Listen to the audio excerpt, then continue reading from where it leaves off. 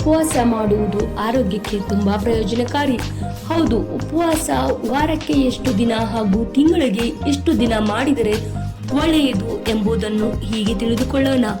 ವಾರಕ್ಕೆ ಒಂದು ಉಪವಾಸ ಮಾಡಿದರೆ ಸಾಕು. ಇದರಿಂದ ಆರೋಗ್ಯವನ್ನು ತುಂಬಾ ಸದೃಢವಾಗಿ ಮಾಡಿಕೊಳ್ಳಲು ಸಹಾಯವಾಗುತ್ತದೆ.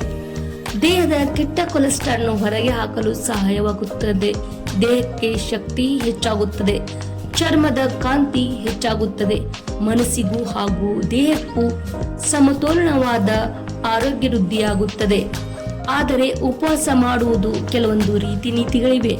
ಉಪವಾಸ ಮಾಡುವಾಗ ಅತಿಯಾಗಿ ಎಣ್ಣೆಯಲ್ಲಿ ಕರಿದ ಪದಾರ್ಥಗಳನ್ನು ತಿನ್ನುವುದು ಹಾಗೂ ಗಟ್ಟಿ ಪದಾರ್ಥಗಳನ್ನು ಸೇವಿಸುವುದು ಆರೋಗ್ಯಕ್ಕೆ ಒಳ್ಳೆಯದಲ್ಲ.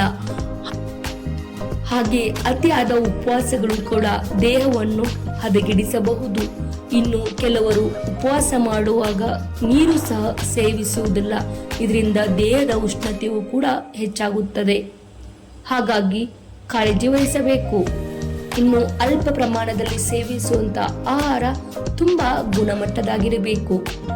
ಹಾಗೂ ಉಪವಾಸ ಮುಗಿಸುವ ವೇಳೆಯಲ್ಲಿ ಅತಿಯಾಗಿ ಆಹಾರವನ್ನು ಸೇವಿಸುವುದು ಇದು ಹಾನಿಕಾರಕ.